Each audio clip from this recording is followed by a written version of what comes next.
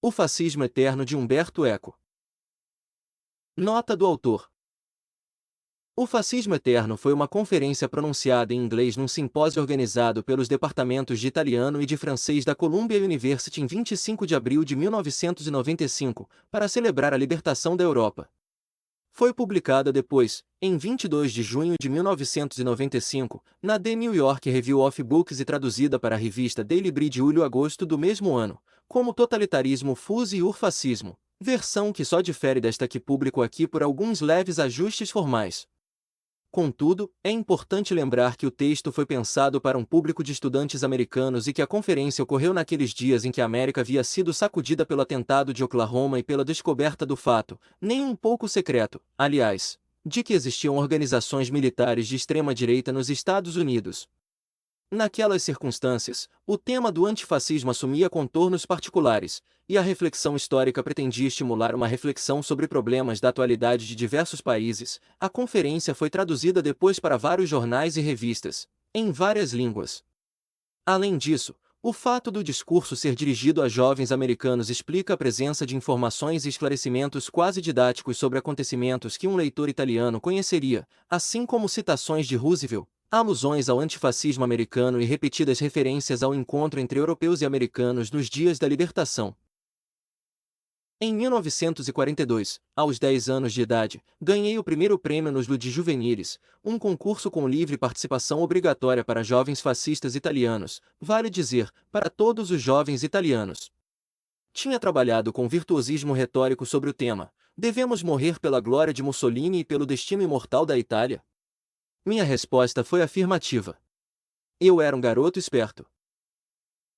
Depois, em 1943, descobri o significado da palavra liberdade. Contarei esta história no fim de meu discurso. Naquele momento, liberdade ainda não significava libertação. Passei 2 dos meus primeiros anos entre SS, fascistas e partigiani da resistência, que atiravam uns contra os outros, e aprendi assim a esquivar-me das balas. Nada mal como exercício. Em abril de 1945, a resistência tomou Milão. 2 dias depois, os partigiani chegaram à pequena cidade em que eu vivia. Foi um momento de alegria.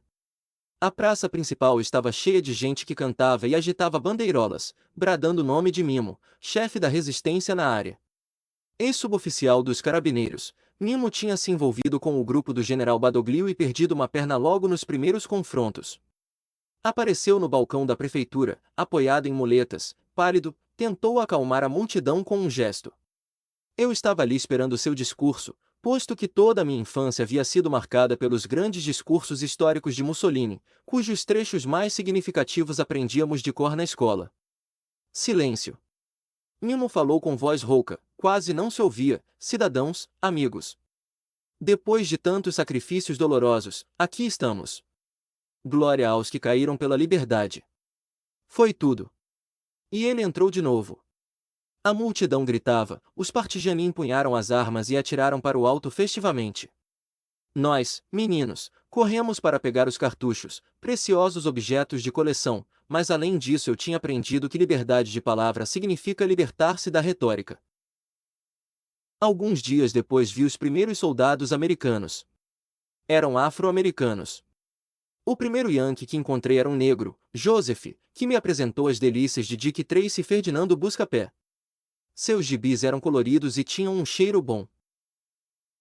Um dos oficiais, o major ou capitão Moody, estava hospedado na casa de 2 dos meus colegas de escola. Sentia-me em casa naquele jardim onde algumas senhoras se amontoavam em torno do capitão Moody, falando um francês aproximativo. O capitão Moody tinha uma boa educação superior e conhecia um pouco de francês. Assim, minha primeira imagem dos libertadores americanos, depois de tantos caras pálidas de camisa negra, era a de um negro culto em uniforme caqui, dizendo: "Oh oui, merci beaucoup, madame, moi aussi j'aime le champagne." Champanhe não havia, infelizmente, mas ganhei do capitão Moody o meu primeiro chiclete e passei o dia inteiro mascando. De noite, colocava o chiclete em um copo d'água para que estivesse fresco no dia seguinte. Em maio, ouvimos dizer que a guerra tinha acabado. A paz me deu uma sensação curiosa. Tinham-me dito que a guerra permanente era a condição normal de um jovem italiano. Nos meses seguintes, descobri que a resistência não era apenas um fenômeno local, mas europeu. Aprendi palavras novas e excitantes como Hessel, Maquis, Armée Secrète, Hot Capelle, Gueto de Varsóvia. Vi as primeiras fotos do Holocausto e assim, antes mesmo de conhecer a palavra, conheci seu significado. Descobri que havíamos sido libertados. Hoje na Itália existem algumas pessoas que se perguntam se a resistência teve um impacto militar real no curso da guerra. Para minha geração, a questão é irrelevante. Compreendo imediatamente o significado moral e psicológico da resistência.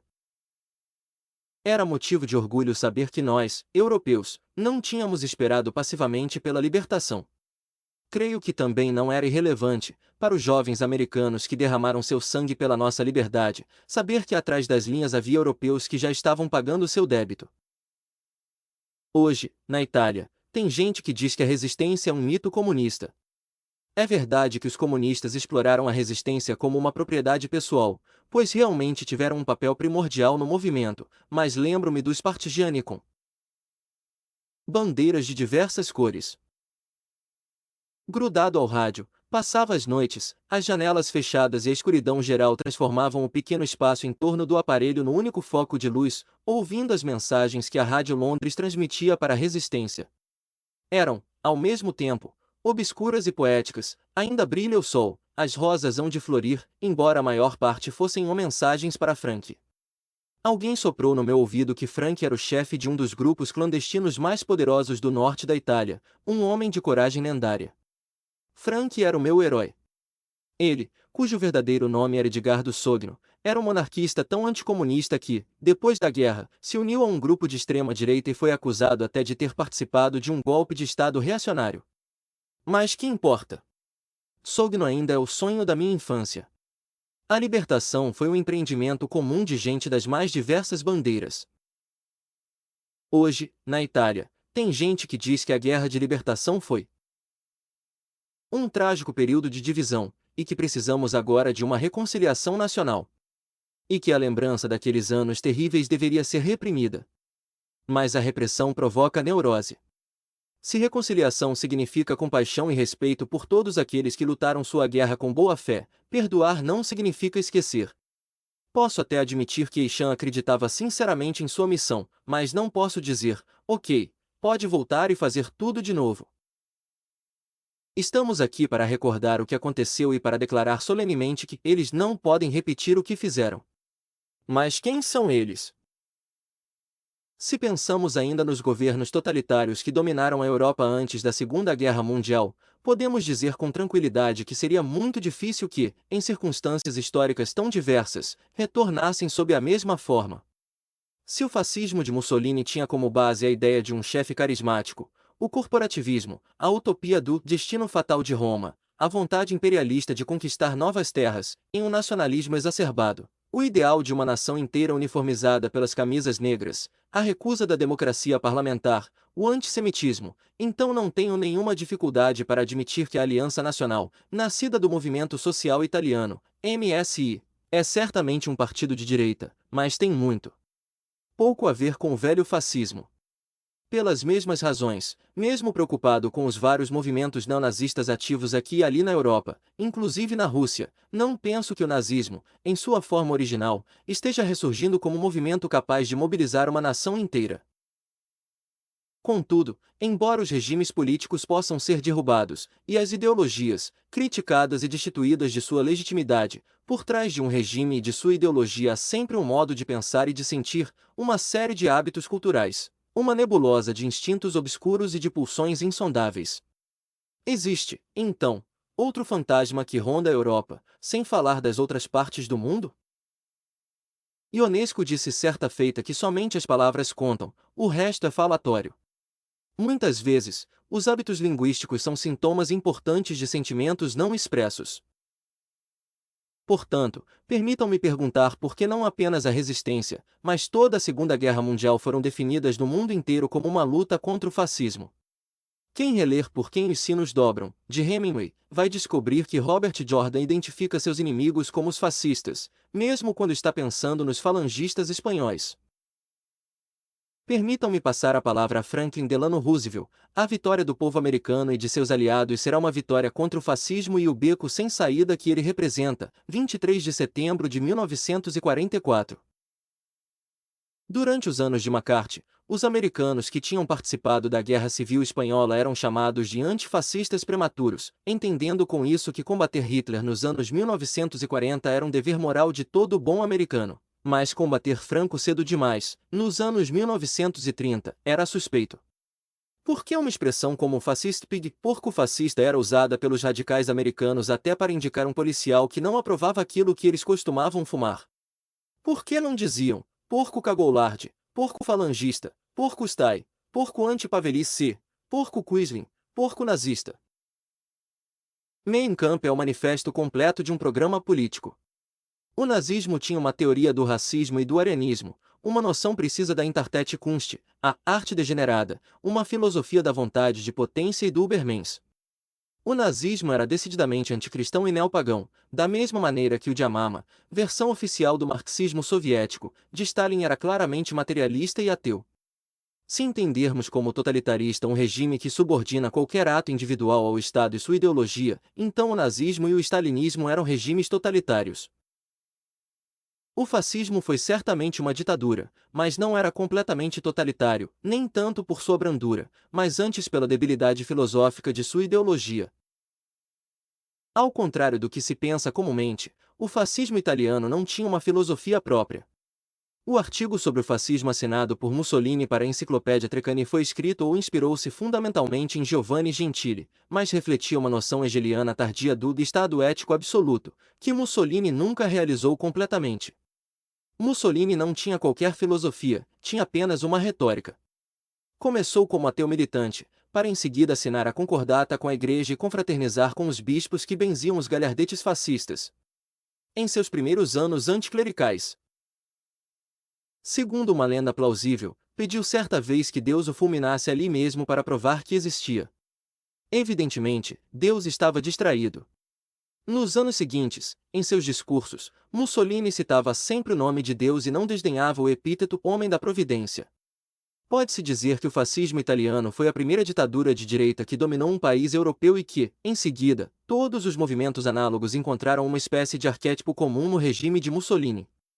O fascismo italiano foi o primeiro a criar uma liturgia militar, um folclore e até mesmo um modo de vestir, conseguindo mais sucesso no exterior que Armani, Benetton ou Versace. Foi somente nos anos 1930 que surgiram movimentos fascistas na Inglaterra, com Mosley, e na Letônia, Estônia, Lituânia, Polônia, Hungria, Romênia, Bulgária, Grécia, Iugoslávia, Espanha, Portugal, Noruega e até na América do Sul, para não falar da Alemanha. O fascismo italiano convenceu muitos líderes liberais europeus de que o novo regime estava realizando interessantes reformas sociais, capazes de fornecer uma alternativa moderadamente revolucionária à ameaça comunista. Contudo, a prioridade histórica não me parece ser razão suficiente para explicar por que a palavra fascismo se transformou numa sinédoque, uma denominação pars pro toto para os mais diversos movimentos totalitários. Não adianta dizer que o fascismo continha em si todos os elementos dos totalitarismos sucessivos em estado quintessencial, por assim dizer. Ao contrário, o fascismo não possuía nenhuma quintessência e nem sequer uma só essência. O fascismo era um totalitarismo fuso e asterisco. O fascismo não era uma ideologia monolítica, mas antes uma colagem de diversas ideias políticas e filosóficas, um alveário de contradições.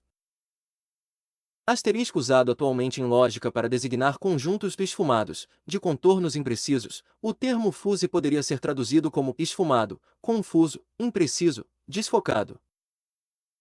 É possível conceber um movimento totalitário que consiga reunir monarquia e revolução, exército real e milícia pessoal de Mussolini, os privilégios concedidos à igreja e uma educação estatal que exaltava a violência e o livre mercado? O Partido Fascista nasceu proclamando sua nova ordem revolucionária, mas era financiado pelos proprietários rurais mais conservadores, que esperavam uma contra-revolução.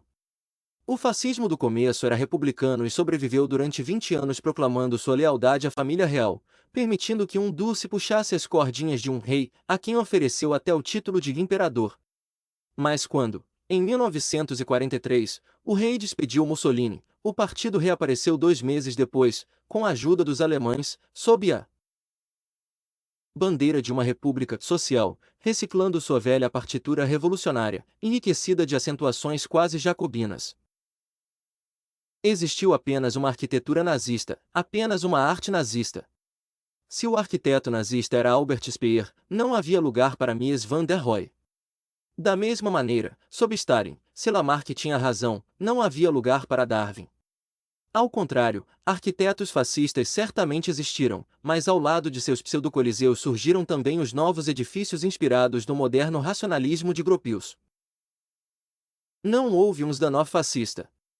Na Itália, existiam 2 importantes prêmios artísticos. O prêmio Cremona era controlado por um fascista inculto e fanático como Farinacci, que encorajava uma arte propagandista. Lembro de quadros intitulados Ouvindo no rádio um discurso do Duce ou Estados mentais criados pelo fascismo. E o prêmio Bergamo, patrocinado por um fascista culto e razoavelmente tolerante como Bottai, que protegia a arte pela arte e as novas experiências da arte de vanguarda, que, na Alemanha, haviam sido banidas como corruptas e criptocomunistas, contrárias ao kidney belúngico, o único aceito.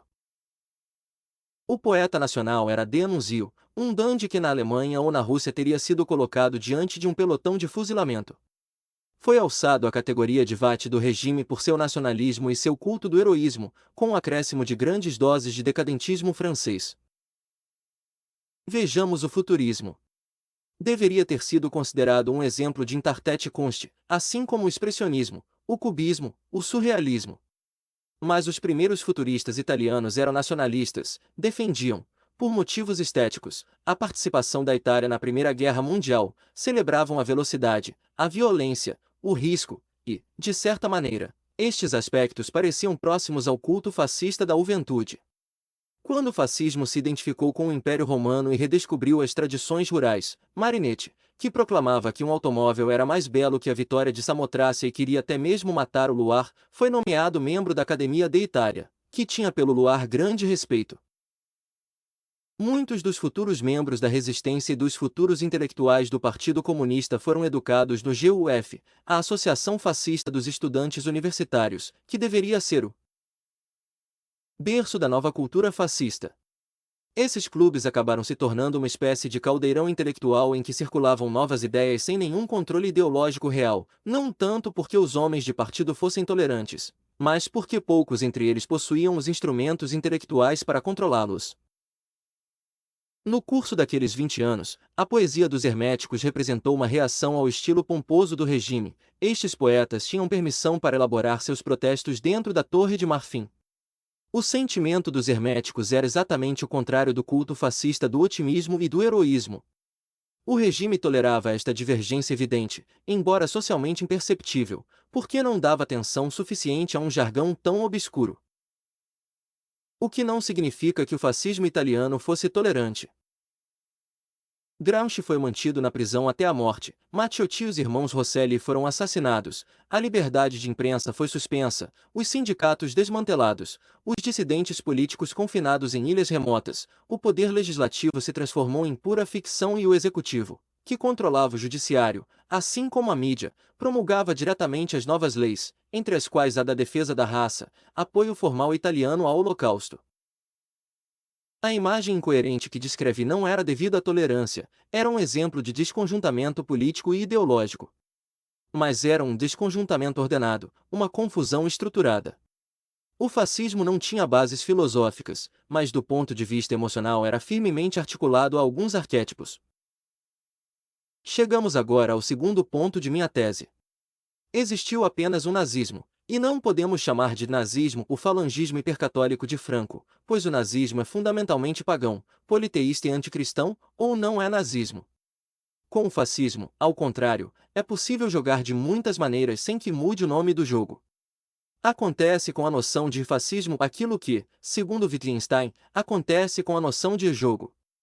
Um jogo pode ser ou não competitivo, pode envolver uma ou mais pessoas, pode exigir alguma habilidade particular ou nenhuma, pode envolver dinheiro ou não.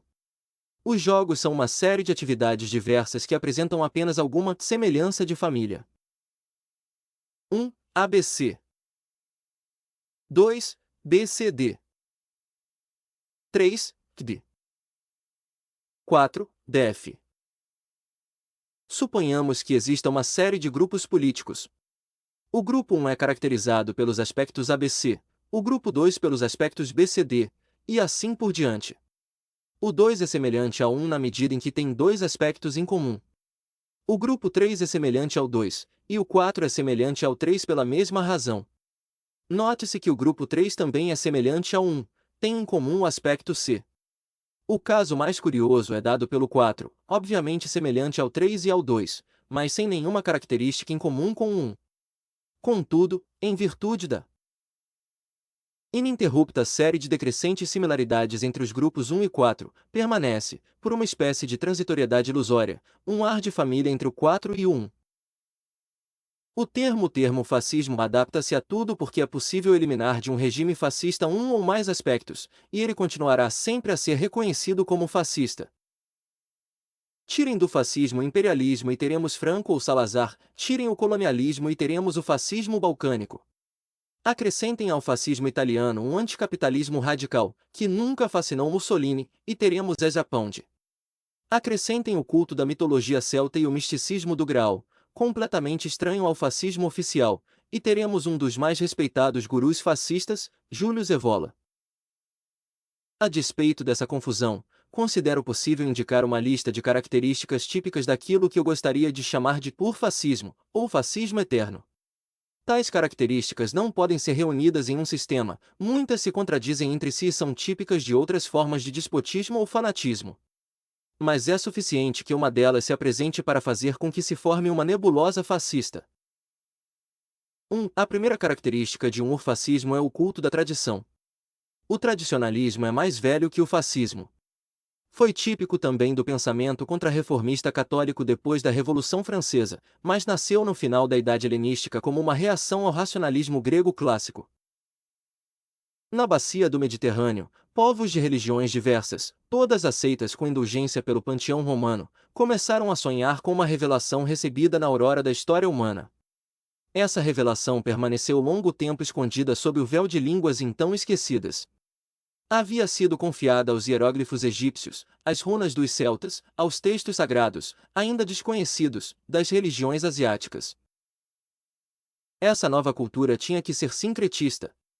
Sincretismo não é somente, como indicam os dicionários, a combinação de formas diversas de crenças ou práticas. Uma combinação assim deve tolerar contradições. Todas as mensagens originais contêm um germe de sabedoria, e quando parecem dizer coisas diferentes ou incompatíveis, é apenas porque todas aludem, alegoricamente, a alguma verdade primitiva. Como consequência, não pode existir avanço do saber. A verdade já foi anunciada de uma vez por todas, e só podemos continuar a interpretar sua obscura mensagem. É suficiente observar o ideário de qualquer movimento fascista para encontrar os principais pensadores tradicionalistas. A gnose nazista nutria-se de elementos tradicionalistas, sincretistas, ocultos. A mais importante fonte teórica da nova direita italiana, Júlio Evola, misturava o Graal com os protocolos dos sábios de Sião, a alquimia com o Sacro Império Romano. O próprio fato de que, para demonstrar sua abertura mental, a direita italiana tenha recentemente ampliado seu ideário acrescentando de Maistre, Guénon e Gramsci é uma prova evidente de sincretismo. Quem percorrer as prateleiras das livrarias americanas que trazem a indicação New Age encontrará até mesmo o santo Agostinho, o qual, que eu saiba, não era fascista. Mas o próprio fato de juntar Santo Agostinho e Stonehenge, isto é um sintoma de urfascismo. 2. O tradicionalismo implica a recusa da modernidade. Tanto os fascistas quanto os nazistas adoravam a tecnologia, enquanto os pensadores tradicionalistas em geral a rejeitam como negação dos valores espirituais tradicionais. Contudo, embora o nazismo tivesse orgulho de seus sucessos industriais, seu elogio da modernidade era apenas o aspecto superficial de uma ideologia baseada no sangue e na terra, Blut und Boden.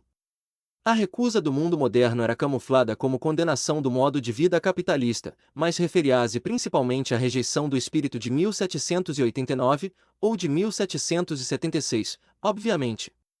O iluminismo e a Idade da Razão eram vistos como o início da depravação moderna. Nesse sentido, o urfascismo pode ser definido como irracionalismo. Pensar é uma forma de castração. Por isso, a cultura é suspeita na medida em que é identificada com atitudes críticas. 3. O irracionalismo depende também do culto da ação pela ação. A ação é bela em si, portanto, deve ser realizada antes de sem nenhuma reflexão. Da declaração atribuída a Goebbels, quando ouço falar em cultura, pego logo a pistola, ao uso frequente de expressões como porcos intelectuais, cabeças ocas, snobs radicais, as universidades são um ninho de comunistas. A suspeita em relação ao mundo intelectual sempre foi um sintoma de urfascismo. Os intelectuais fascistas oficiais estavam empenhados principalmente em acusar a cultura moderna e a inteligência liberal de abandono dos valores tradicionais. 4. Nenhuma forma de sincretismo pode aceitar críticas. O espírito crítico opera distinções, e distinguir é um sinal de modernidade. Na cultura moderna, a comunidade científica percebe o desacordo como instrumento de avanço dos conhecimentos. Para o urfascismo, o desacordo é traição. 5. O desacordo é, além disso, um sinal de diversidade. O urfascismo cresce e busca o consenso utilizando e exacerbando o natural medo da diferença. O primeiro apelo de um movimento fascista ou que está se tornando fascista é contra os intrusos. O urfascismo é, portanto, racista por definição. 6. O urfascismo provém da frustração individual ou social. Isso explica por que uma das características típicas dos fascismos históricos tem sido o apelo às classes médias frustradas, desvalorizadas por alguma crise econômica ou humilhação política, assustadas pela pressão dos grupos sociais subalternos. Em nosso tempo, em que os velhos proletários estão se transformando em pequena burguesia, e o lumpesinato se autoexclui da cena política, o fascismo encontrará nessa nova maioria o seu auditório. 7. Para os que se veem privados de qualquer identidade social, o urfascismo diz que seu único privilégio é o mais comum de todos, ter nascido em um mesmo país. Esta é a origem do nacionalismo. Além disso, os únicos que podem fornecer uma identidade às nações são os inimigos. Assim, na raiz da psicologia urfascista está a obsessão da conspiração, possivelmente internacional. Os seguidores têm que se sentir sitiados. O modo mais fácil de fazer emergir uma conspiração é fazer apelo à xenofobia. Mas a conspiração tem que vir também do interior. Os judeus são, em geral, o melhor objetivo porque oferecem a vantagem de estar, ao mesmo tempo, dentro e fora. Na América, o último exemplo de obsessão pela conspiração foi o livro The New World Order, de Pat Robertson. 8. Os adeptos devem sentir-se humilhados pela riqueza ostensiva e pela força do inimigo. Quando eu era criança, ensinavam-me que os ingleses eram o povo das 5 refeições, comiam mais frequentemente que os italianos, pobres, mais sóbrios. Os judeus são ricos e ajudam-se uns aos outros graças a uma rede secreta de assistência mútua. Os adeptos precisam, contudo, ser convencidos de que podem derrotar o inimigo.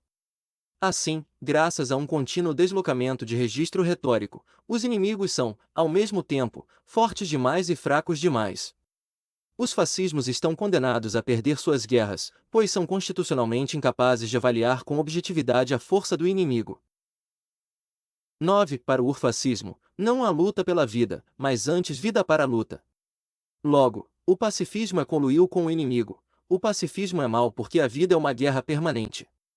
Contudo, isso traz consigo um complexo de Armagedon. A partir do momento em que os inimigos podem e devem ser derrotados, tem que haver uma batalha final, depois da qual o movimento assumirá o controle do mundo. Esta solução final implica uma sucessiva era de paz, uma idade de ouro que contestaria o princípio da guerra permanente.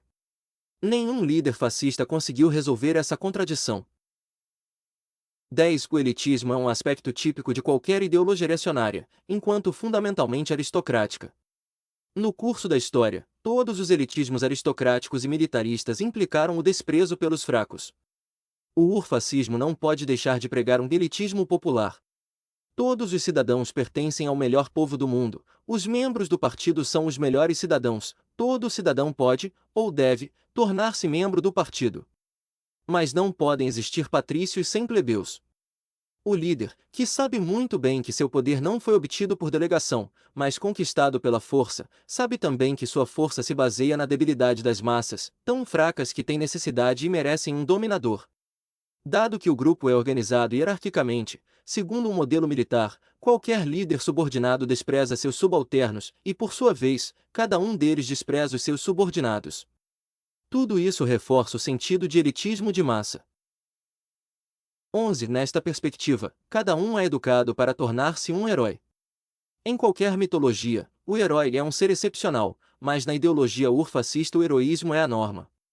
Este culto do heroísmo é estreitamente ligado ao culto da morte. Não é por acaso que o mote dos falangistas era "Viva la muerte!".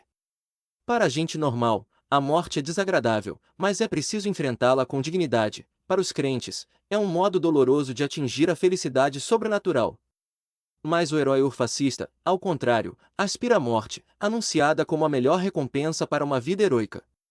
O herói urfascista espera impacientemente pela morte. Note-se, porém, que sua impaciência provoca com maior frequência a morte dos outros. 12. Como tanto a guerra permanente quanto o heroísmo são jogos difíceis de jogar, o urfascista transfere sua vontade de poder para questões sexuais. Esta é a origem de seu machismo, que implica desdém pelas mulheres e uma condenação intolerante de hábitos sexuais não conformistas, da castidade à homossexualidade. Como o sexo também é um jogo difícil de jogar, o herói urfascista joga com as armas, que são seu ersatz fálico. Seus jogos de guerra se devem a uma invídia pênis permanente. 13. O urfascismo baseia-se em um populismo qualitativo. Em uma democracia, os cidadãos gozam de direitos individuais, mas o conjunto de cidadãos só é dotado de impacto político do ponto de vista quantitativo. As decisões da maioria são acatadas. Para o urfascismo, os indivíduos enquanto indivíduos não têm direitos, e o povo é concebido como uma qualidade, uma entidade monolítica que exprime a vontade comum. Como nenhuma quantidade de seres humanos pode ter uma vontade comum, o líder se apresenta como seu intérprete. Tendo perdido seu poder de delegar, os cidadãos não agem, são chamados apenas pars pro toto, para assumir o papel de povo. O povo é, assim, apenas uma ficção teatral. Para ter um bom exemplo de populismo qualitativo, não precisamos mais da Piazza Venezia, praça, em Roma, onde Mussolini fazia seus discursos, ou do estádio de Nuremberg. Em nosso futuro, desenha-se um populismo qualitativo de TV ou internet, no qual a resposta emocional de um grupo selecionado de cidadãos pode ser apresentada e aceita como a voz do povo. Em virtude de seu populismo qualitativo, o urfascismo deve opor-se aos pútridos governos parlamentares. Uma das primeiras frases pronunciadas por Mussolini no parlamento italiano foi: "Eu poderia ter transformado este salão surdo e cinza em um acampamento para meus regimentos." De fato, ele logo encontrou alojamento melhor para seus regimentos e pouco depois liquidou o parlamento. Cada vez que um político põe em dúvida a legitimidade do parlamento por não representar mais a voz do povo, pode-se sentir o cheiro de urfascismo. 14. O urfascismo fala novilíngua. A novilíngua foi inventada por Orwell em 1984, como língua oficial do Ingsoc, o socialismo inglês, mas certos elementos de urfascismo são comuns a diversas formas de ditadura. Todos os textos escolares nazistas ou fascistas se baseavam em um léxico pobre e em uma sintaxe elementar, com o fim de limitar os instrumentos para um raciocínio complexo e crítico. Devemos, porém, estar prontos a identificar outras formas de novilíngua, mesmo quando tomam a forma inocente de um talk show popular. Depois de indicar os arquétipos possíveis do urfascismo, permitam-me concluir. Na manhã de 27 de julho de 1943, foi-me dito que, segundo informações lidas na rádio, o fascismo havia caído e Mussolini tinha sido feito prisioneiro. Minha mãe mandou que fosse comprar o jornal. Fui ao jornaleiro mais próximo e vi que os jornais estavam lá, mas os nomes eram diferentes. Além disso, depois de uma breve olhada nos títulos, percebi que cada jornal dizia coisas diferentes. Comprei um, ao acaso, e li uma mensagem impressa na primeira página, assinada por 5 ou 6 partidos políticos como Democracia Cristã, Partido Comunista, Partido Socialista, Partido de Ação, Partido Liberal. Até aquele momento pensei que só houvesse um partido em todas as cidades e que na Itália só existisse, portanto, o Partido Nacional Fascista. Eu estava descobrindo que, no meu país, podia haver diversos partidos ao mesmo tempo. E não só isso. Como eu era um garoto esperto, logo me dei conta de que era impossível que tantos partidos tivessem aparecido de um dia para o outro. Entendi que eles já existiam antes como organizações clandestinas. A mensagem celebrava o fim da ditadura e o retorno à liberdade, liberdade de palavra, de imprensa, de associação política. Estas palavras, liberdade, ditadura, Deus meu. Era a primeira vez em toda a minha vida que eu as lia. Em virtude dessas novas palavras renasci como um homem livre ocidental. Devemos ficar atentos para que o sentido dessas palavras não seja esquecido de novo. O urfascismo ainda está ao nosso redor, às vezes em trajes civis. Seria muito confortável para nós se alguém surgisse na boca de cena do mundo para dizer: quero reabrir Auschwitz, quero que os camisas negras desfilem outra vez pelas praças italianas. Infelizmente, a vida não é fácil assim. O urfascismo pode voltar sob as vestes mais inocentes. Nosso dever é desmascará-lo e apontar o dedo para cada uma de suas novas formas, a cada dia, em cada lugar do mundo.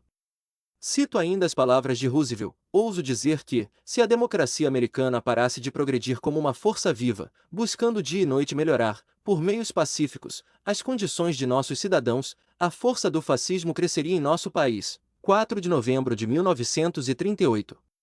Liberdade e libertação são uma tarefa que não acaba nunca. Que seja este o nosso mote, não esqueçam. E permitam-me acabar com uma poesia de Franco Fortini, que em italiano. Sulla spalletta del ponte. Le teste degli impiccati. Nella euro simbolo di marchio registrato acqua della fonte. La bava degli impiccati. Sul lastrico del mercato. Le unghie dei fucilati. Sulla euro simbolo di marchio registrato erba secca del prato. I denti dei fucilati. Ordere la euro simbolo di marchio registrato aria mordere i sassi. La nostra carne non ha più alla prima da euro simbolo di marchio registrato uomini ordere la euro simbolo di marchio registrato aria mordere i sassi. Il nostro cuore non ha più alla prima da euro simbolo di marchio registrato uomini. A noi sa euro simbolo di marchio registrato a letta negli occhi dei morti. E sulla terra faremo libertà la euro simbolo di marchio registrato, hanno stretta ai pugni dei morti la giustizia che si farà. Tradução do poema. Na murada da ponte. A cabeça dos enforcados. Na água da fonte. A baba dos enforcados. No calçamento do mercado. As unhas dos fuzilados. Na grama seca do prado. Os dentes dos fuzilados. Morder o ar, morder as pedras. Nossa carne não é mais de homens. Morder o ar, morder as pedras. Nosso coração não é mais de homens. Mas nós lemos nos olhos dos mortos. E na terra a liberdade havemos de fazer, mas estreitaram nos punhos dos mortos a justiça que havemos de fazer.